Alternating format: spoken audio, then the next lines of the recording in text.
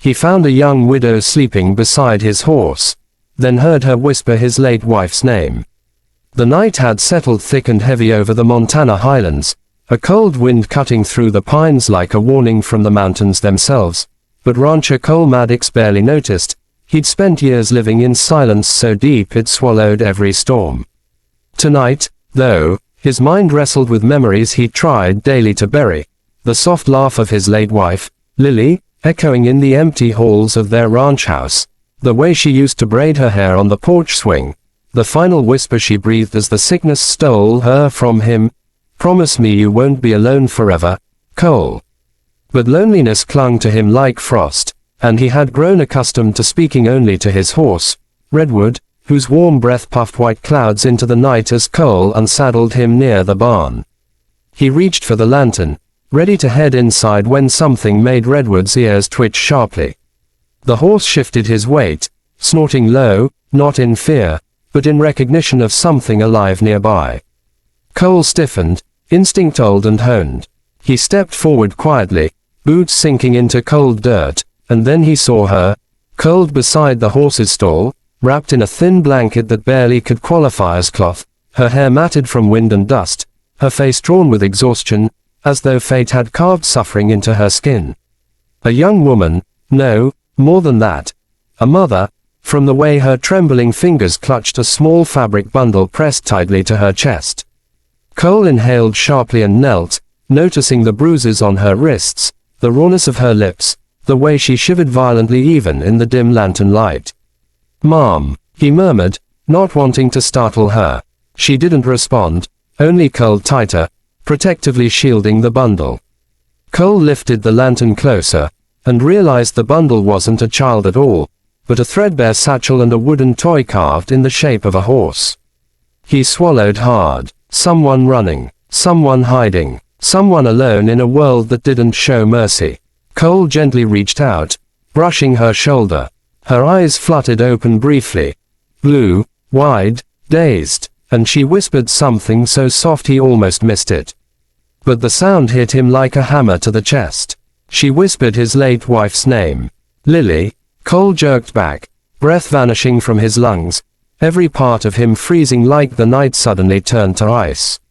He thought he misheard, thought maybe the ache in his heart made him imagine. But she whispered it again, her voice breaking on the syllables like a woman who had lost everything. Lily. Help. Cole's vision blurred with memories he'd spent years wrestling down.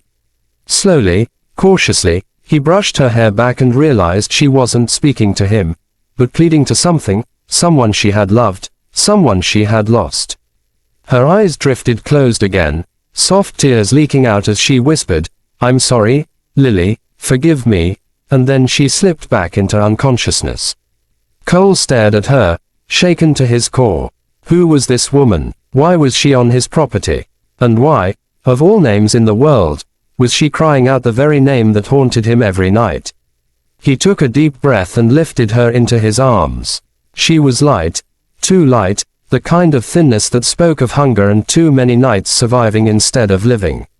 Redwood whinnied softly, nudging her blanket as if recognizing a soul in need. Cole carried her toward the ranch house, pushing the door open with his shoulder, laying her carefully on the sofa near the fire he kept burning more out of habit than comfort. The room glowed with faint amber light, illuminating her pale, tear-streaked face. Cole warmed broth on the stove, covering her with one of Lily's old quilts, one he hadn't touched in years, and felt something inside him twist painfully, like a wound reopening. He noticed a small locket around her neck, tarnished and cracked. He opened it gently. Inside was a picture of a child, a little girl with bright eyes, and another of a man whose face held both pride and sadness. Alongside the photos was a tiny pressed flower, a lily. A chill passed through Cole. Coincidence, or something more? The woman stirred, her throat tightening as she choked out a sob. Cole moved closer, speaking softly. "You're safe now. No one's going to hurt you." She didn't fully wake, but she relaxed, something in her responding to the warmth, the voice, the safety she had not felt for a long time. Cole watched her as the fire cracked softly, his heart pounding with questions and a strange sense of destiny threading itself around them. He didn't believe in signs, didn't believe in fate, or miracles, or anything beyond the simple truth that life gave and life took. But how could he ignore this? A stranger showing up beside his horse, starving, broken, alone, and whispering his wife's name, the name she could not have known. As the hours crawled toward dawn, Cole remained awake, the weight of his late wife's final wish pressing on his chest. "Promise me you won't be alone forever." He glanced at the young widow, because the grief etched into her face could only come from someone who had loved and lost deeply, and wondered if this moment, this night, this whisper in the dark, was meant to pull him back into the world of the living. But fear clawed at him too, because opening his heart had once cost him everything. Now he had to decide whether helping this mysterious woman would save them both, or shatter him once again. And if you're still reading, partner, take a second to tap that subscribe button on the channel. Stories like this deserve to be shared, and your support keeps them alive. Morning light spilled over the ranch like a blessing, soft gold brushing the frost from the grass and warming the wooden beams of the old house, but Cole Maddox couldn't feel the peace it brought. His mind churned as fiercely as the river thawing in early spring. The young widow lay sleeping on the sofa, her chest rising in fragile, uneven breaths, as though her body was still fighting shadows he couldn't see. Every time she stirred, Cole felt tension knot in his shoulders, part fear, part duty, part something deeper he didn't want to name. When she finally woke, sunlight made her blink and shrink back instinctively, as though expecting a blow instead of kindness. Cole raised his hands gently. "You're safe," he said, voice steady. "You're in my home. My name's Cole Maddox." She looked at him as if the words took time to unpack in her mind. Her lips trembled. "My daughter, where is she?" Cole froze. "Your daughter." She nodded, clutching the locket around her neck. "They took her. Her voice cracked, and she shook as though the memory itself was a cold wind slicing through her bones. Cole knelt beside her. "Who took her?" She wiped her tears with the back of her hand. "My husband died last year," she whispered. "Left us with nothing but debt. His brother, Charles, said he'd help but he wanted something in return. When I refused, he tried to force me into marrying him. When I ran with my daughter, he sent men after us. 2 nights ago, they caught me. I hid her in the woods, told her to follow the river if she got scared." Her breathing turned frantic. "I don't know where she is now." Cole steadied her gently. "We'll find her." She shook her head. "You don't understand. Charles is rich, powerful, and cruel. He'll come here. He'll hurt you." Cole's jaw tightened. "Let him try." She stared at him, confusion crossing her tired features. "Why would you help me?" Cole hesitated, searching for words. "Last night, you said a name." She swallowed hard. "Lily." Cole nodded slowly. "That was my wife's name." Her breath hitched. "I didn't know. I swear I didn't know." "I believe you," Cole murmured.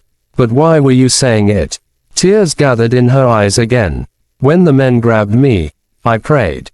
Not to God. I prayed to the strongest woman I knew." She opened her locket with trembling fingers, showing the wilted flower pressed inside. "This is a lily. My daughter picked it the day before her father died.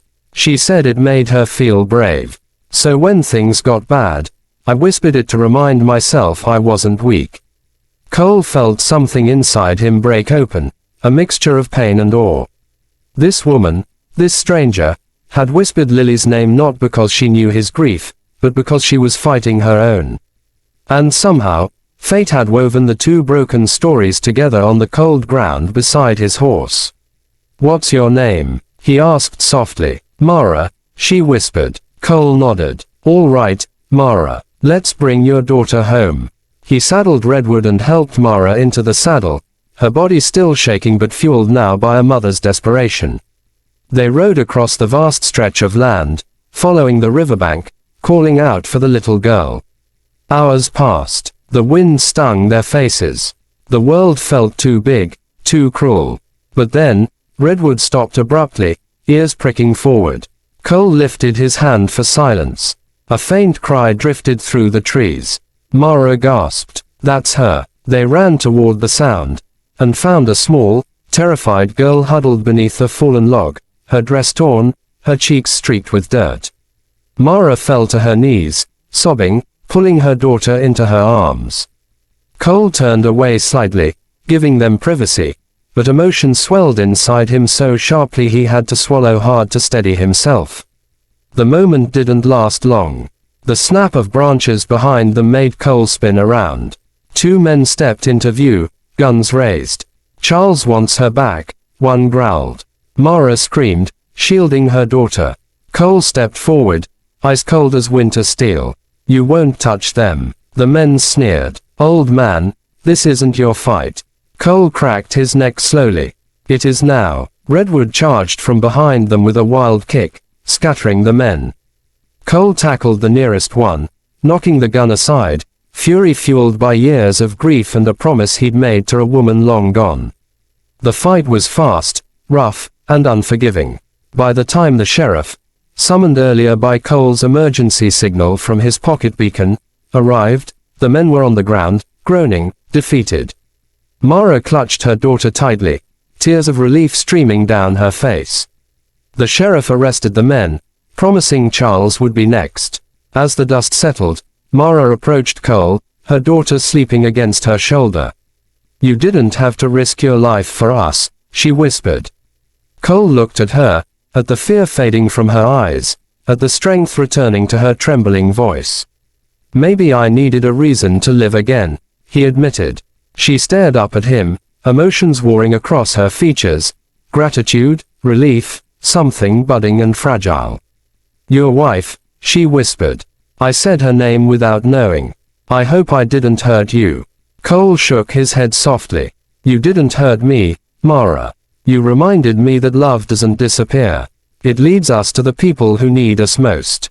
Mara looked down, a tear falling onto her daughter's hair. I don't know how to repay you. Cole took a slow breath. You already did. Days later, after Charles was arrested and Mara was legally free, she and her little girl stood on Cole's porch. We don't have anywhere to go, she whispered. Cole opened the door wide.